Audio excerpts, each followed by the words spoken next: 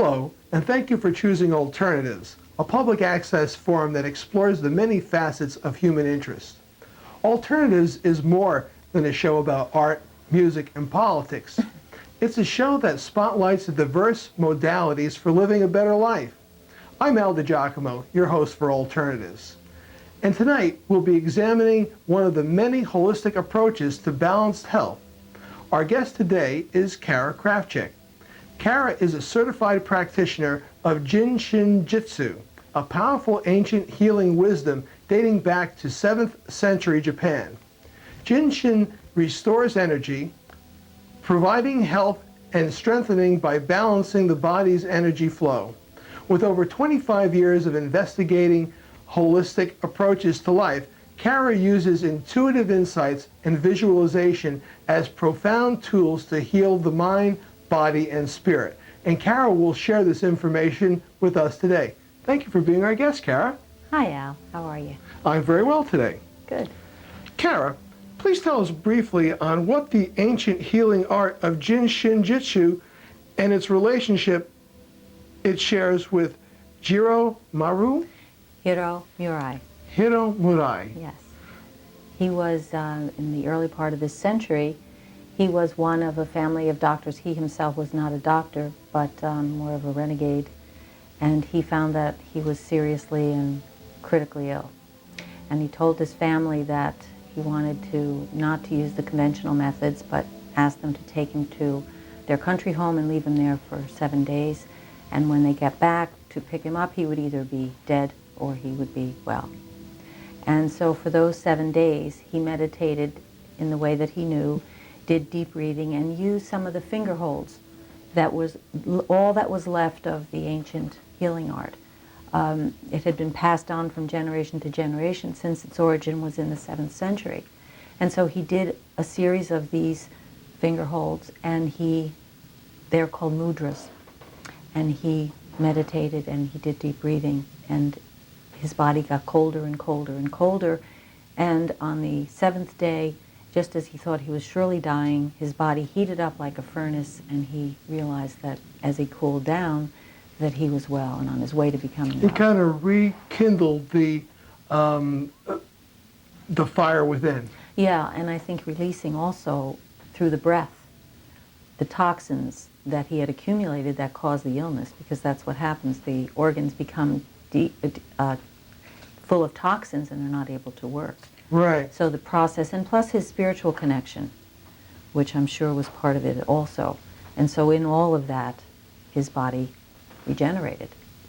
And then he spent the rest of his life studying the ancient Japanese archives and going about Japan working on people bringing this ancient art back into life and creating our modern form of Jytsu. And he taught 2 people. He taught Mary Burmeister, who was an American traveling to Japan who met him, and another man who is a doctor, still practicing as far as I know in Japan today. And could you tell us briefly exactly what the art of Jytsu actually does? Well, when a client comes to me, I hold my fingers on their wrists. And in that position, I listen to their pulses. So there are 12 readings that I can feel, we could say hear, in the pulses. Mm-hmm. And one will be louder, pounding louder than the others. One will be very quiet. And that gives you an inclination that there is something amiss inside the body? Yes, there's a blockage, there's some disharmony. Mm-hmm. And so then, when they're lying on the table, fully clothed, after I hear the place, I hear the location where this blockage is, then I will do a series of hands-on positions on the body to bring the body into harmony, to bring the energy into harmony, to release the blockages. The person is relaxed, usually gets more and more relaxed. Sometimes pain is released during this process. But what it is bringing the body, mind, and spirit back to what it should be, or bringing it more towards that balancing. Okay. Now, how does a spiritual intuitive work, and how did you become aware that you have this gift? Well, I don't know about other people who have, I think we all have some awareness of our intuitiveness, and that can be developed just like any other skill. Mm-hmm. So for me, it manifests when I'm working with someone and we're talking. I get a sense of what's going on in them, through what they're saying, what they're not saying, and through a connection to spirit. With SHin, we're open to the universal energy, to the source. So it's the same thing when I'm working spiritually. I'm open to that source. And so through this connection with the person, I can get a sense of what's going on, and I ask some questions, and it gives a sense as to what's going on in this person's life that created this occurrence, this symptom, or this project, or this place where they're trapped, not able to move, or they're going through emotional distress, or their life is blocked. And so by doing that, you can build a profile, and you can hear. Not so much to build a profile, just to have, it's almost being a mirror to that person, so that they can see what they're not maybe understanding about themselves, and give valuable keys to understanding who they are and what's going on, so that they can release. Does that direct you to where you kind of work with the points, the release points? That's going on anyway, and so that helps the process, because that energy flow, that energy connection is helping things to come to light. It's all working together. And so I never know when I'm working with someone what's going to come up, or where. I don't have a formula. I'm just open. And so we together explore. Okay. And that's how the keys come. And these points, these energy keys? Yeah, they're called safety energy locks in SHin. Safety energy locks. They're like circuit breakers on a home. Okay, and these are the corresponding pressure points that one would. Where are some of the major points that you see have a major a blockage that you free up? Where's the energy centers in most people that you find in what you do to be more prevalent? That's a good question. When I'm teaching class or talking to a group, and I point out this chart with all the safety energy locks, and there's 26 on each side of the body, and all these spots, and I'll say, I know you have a few favorites, ones that you know, and I'll point to the 12s, which live here, the 11s, which live here, the 4s, which live here, and those 11, 12s, 4s, meaning? These are places, I'm sure you know them. Have you ever had stress here in your neck? Sure. Then how about your shoulders? Oh, yeah. This is for all of us, because the energy starts at the base of the spine and needs to move up the back, over the top of the head, and down the front like an oval, and from side to side. So it forms like an atom. Mm-hmm. And when there's a block and the energy can't move, it's blocked on one side, well, it doesn't just go away. It'll all move over to the other side. So that causes the body to be thrown out of balance, which contributes to a lot of our disharmonies. So does that make sense? Yes. So these are some of the areas. The others are maybe at the knees, we call them the 1s and the 8s, because people have a lot of knee problems. Also with the chest, breathing difficulties. So there are safety energy locks that lie within that area. Okay, so do you find that a lot of people who have pains that they may go to their doctor for, that get little or no results from the basic medical therapy, is this an indication to someone that they may have an energy block that the medicine isn't really releasing? Well, that's a tricky one. It doesn't. We all have energy blocks. And when there is disease in the body, it's because the body's blocked and out of harmony. So when we go to doctors, and I'm not here to discredit medicine, No, right. So when we go to a doctor and we receive a certain medication, it may work for us. To a degree, maybe very well. Sometimes not at all. And that may mean, this is purely my hit on that, when a medicine doesn't work, or when the results aren't the results one desires, that maybe there's a question, maybe there's a project or a problem in that person's life that's a spiritual problem or an emotional block that isn't going to be cured on the physical level. Right. Because that's the problem that needs addressing. A broken heart, or a long-held grief, or anger. That's a big one. We hold anger deep within our core because we're not given permission to release it, that it's it's not a healthy thing to do, or it doesn't make us a good person if we have anger, which is so far from the truth. So it is the holding and withholding and repressing of negative emotions that causes disease, not the existence of them. So you're That feeling, makes sense? yeah, you're saying that the feelings and emotions of worry, fear, and anger are some of the root causes to ill health. Well, they're not. They are an expression of life, its ups and downs. When we're happy, something nice has happened. When we are angry or sad, something not nice, something bad has happened. So it's a normal, healthy reaction. When it becomes critical to us, when it becomes disease, it's because we're repressing that emotion. We aren't giving ourselves permission to have it, to go through the process of experiencing those feelings.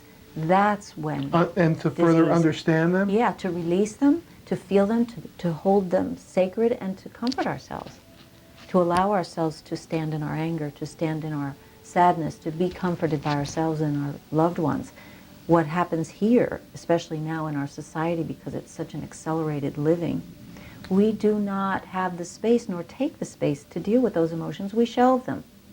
We want to keep an up attitude, and we want to be positive thinking. We Don't think want to that burden means someone else with our yes. problems? Well, we don't want to feel all that.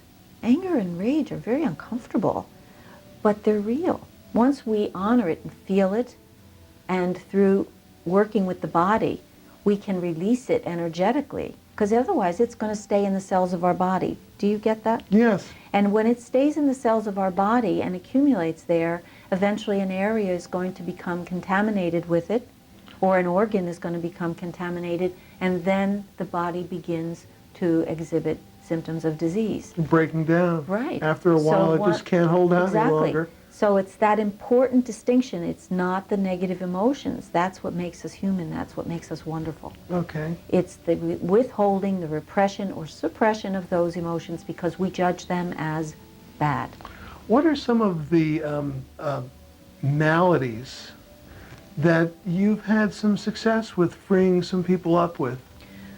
Some of the things that I've experienced and assisted people in their releasing or understanding these particular labels, as we call them, range from cancer, working with people going through extensive chemotherapy and other forms of medicine. Is it just making the journey lighter for them? No, in this case, it helped them to have, there was a case where it was a very serious cancer, inoperable, and he was receiving the maximum chemotherapy that was possible.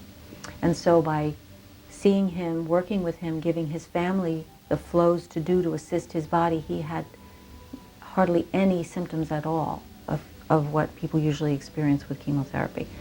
He was just like his normal self with very little discomfort. And at a certain point in his treatment, he took a turn for the better, and the doctors were amazed that his blood count remained high throughout the whole time, and they couldn't understand it. They didn't know what he was doing. And this person is still well? And this person not only is well, has a clean bill of health, but he and his wife gave birth to a child. 2 years now it's been. Isn't that wonderful? So, and everything from high blood pressure, thyroid problems, see a lot of that, panic anxiety disorder, which a lot of the places where we would hold to help anxiety and panic lie right within the thyroid zone. So a lot of things are connected energetically and spiritually that medicine doesn't recognize. So people can come for problems that they don't see any way that they're related, like sinus and thyroid and maybe high blood pressure or blood disorders, and they can all be part of the same disharmony. So there are any number. I think I've worked with people things with like all allergies, kinds of things. fibromyalgia. Yeah, that's another one, because that's fear actually held in the muscles.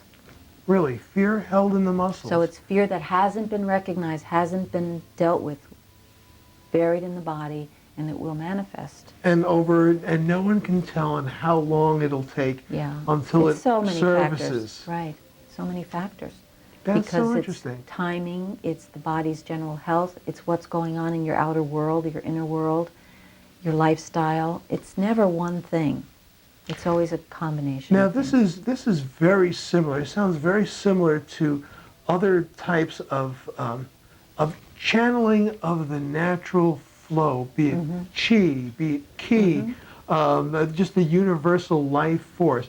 Is this kind of like the Japanese version of like a Reiki, or I that don't like other to people? I don't like to compare them because they all have their own form. You know, it's like comparing two different human beings. I'm talking about that life energy Yes, force that part. where different cultures all identify and channel that universe, which is common to us all Yes. from And that's here why I was to going eternity. yes, and that's where I was going to go with that.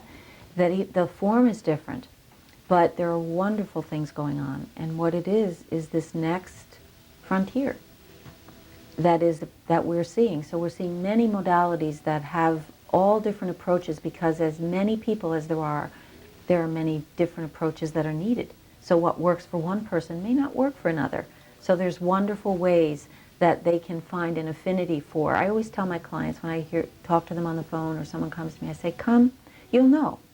And usually they do. They'll know within the first session or two if this is feeling right for them. Somebody else, they'll find another form that says, this feels right. But basically, you're very right when you say it's the universal life force, because that's what it is. Finding an expression for us as human beings so that we can heal. We can move more towards compassion, which is healing. When we have compassion for ourselves, which is part of Shin's philosophy, the art of compassionate man, we begin to heal. Without it, you can do anything and everything, and we can't More or heal less, you have without to compassion. find that love for yourself, that compassion for Yeah. yourself. I guess if you need to love yourself first in order to Yeah. And we love don't- someone else. Right, and we don't know that we don't. It's usually buried with years of experience, things that have happened long ago. It's not that we walk around saying, I hate myself, but No. it's a deeper thing.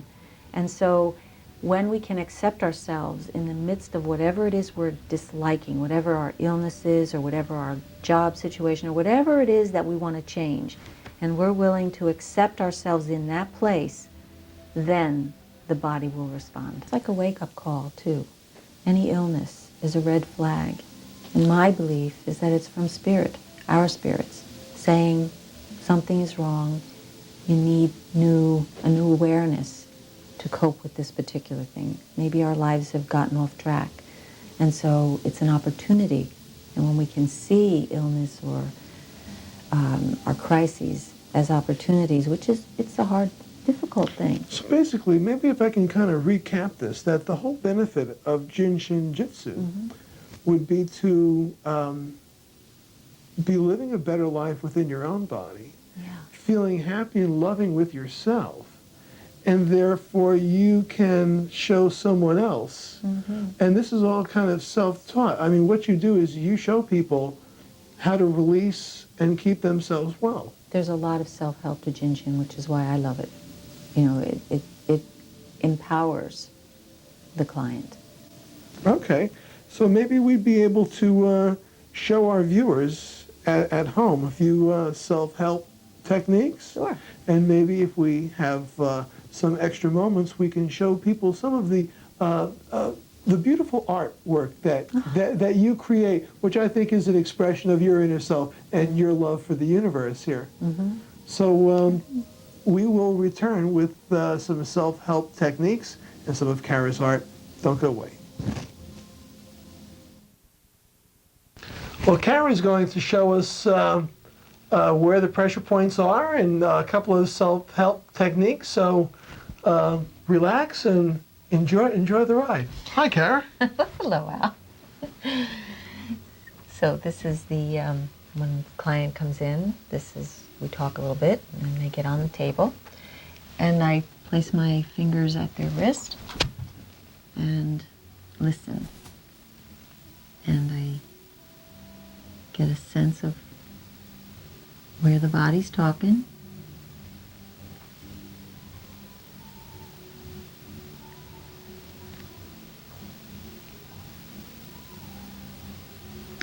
from that, I will go to a point, 2 points on the body, where I can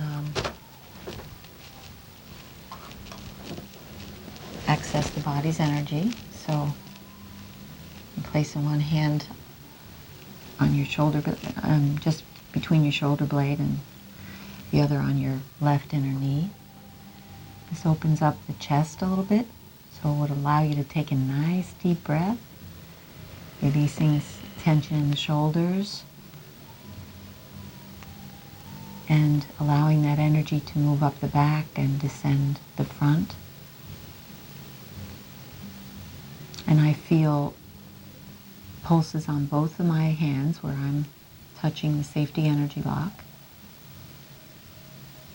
And the longer I stay in this position, ideally the body will begin to release any blocked energy, and the pulses begin to calm down and get nice and smooth and in harmony with each other, which is ideally what we want. It's kind of like a couple arguing, you know, over something, and they just keep arguing, and then somebody expresses the voice of reason, and they begin to calm down and gets nicer and nicer to each other, and before long they're in a big hug. And that's what happens with the pulses. And then I would, Marvelous. yeah, then I would move to other spots indicated by a particular flow. Mm-hmm.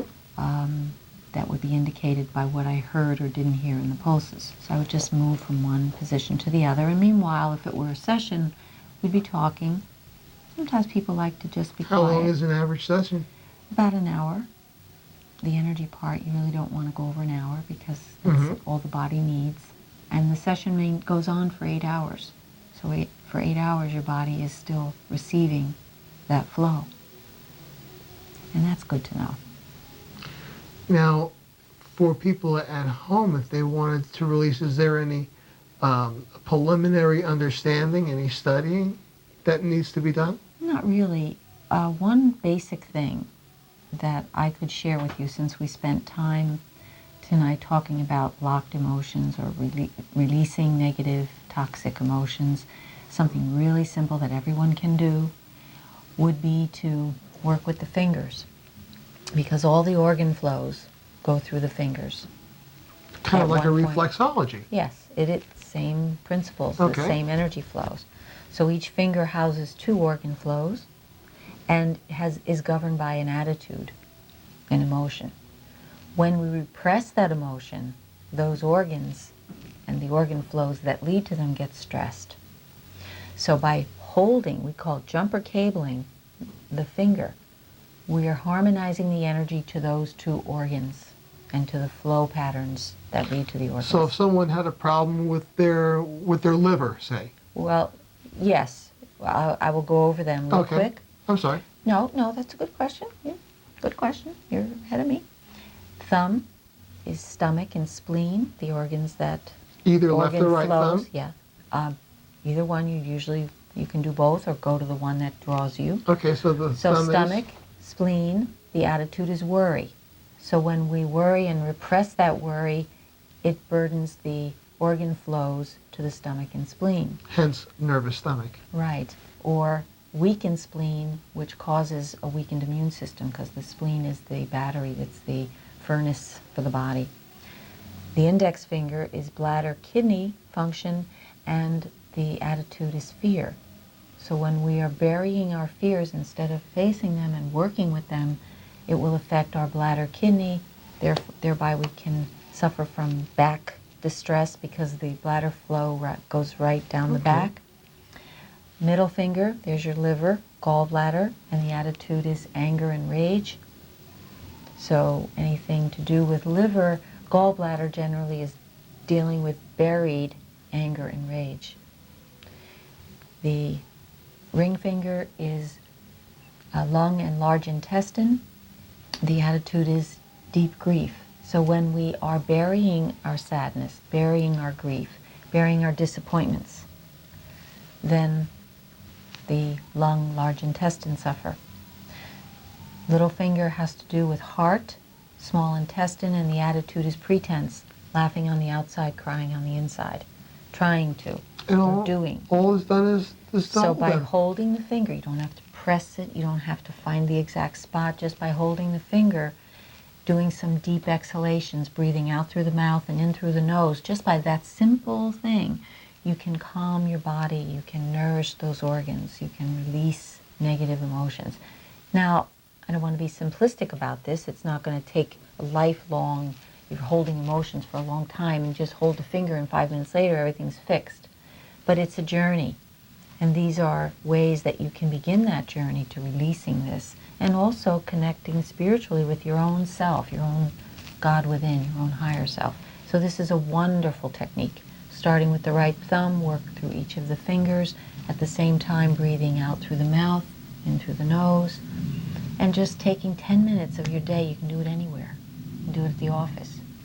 So it's a simple, very powerful way to begin to harmonize the body, mind, and spirit. Wonderful. Thank you, Cara. You're welcome, Al.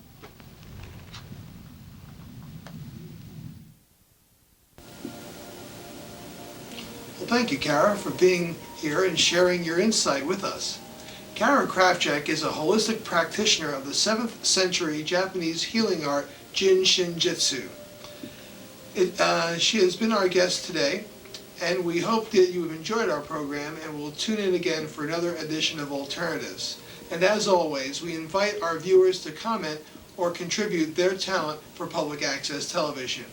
Our contact page is coming up, so give us a call. I'm Al DiGiacomo. Thank you for watching.